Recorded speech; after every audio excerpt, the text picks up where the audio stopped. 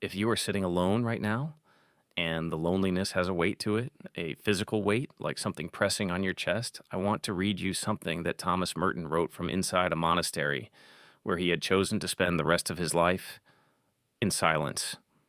The beginning of love is the willingness to let those we love be perfectly themselves and not to twist them to fit our own image. Otherwise, we love only the reflection of ourselves we find in them. Merton was alone by choice. You may not be.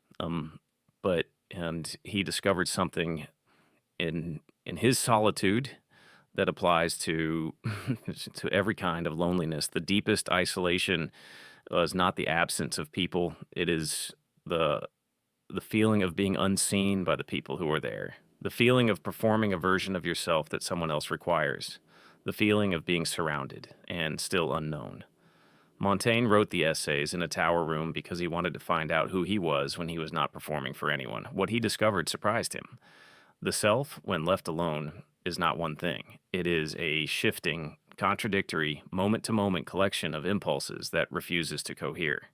And that refusal, once accepted, is a kind of freedom.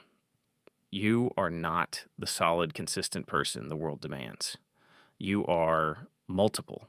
You are changing, and the loneliness you feel may be the gap between the version of you that others expect and the version of you that is actually here. Pessoa wrote 72 versions of himself because one was not enough to hold the contradictions.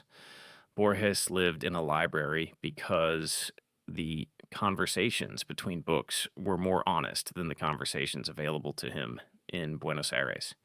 These were not broken men. They were men who discovered that the deepest companionship sometimes comes not from another person, but from a book, a sentence, a voice in the dark that says, I have felt this too. You are listening to a voice right now that has felt what you are feeling. That is not the same as being known, but it is not nothing. The shelf is full of people who sat alone and wrote down what they found there. You are not the first. You are in very good company.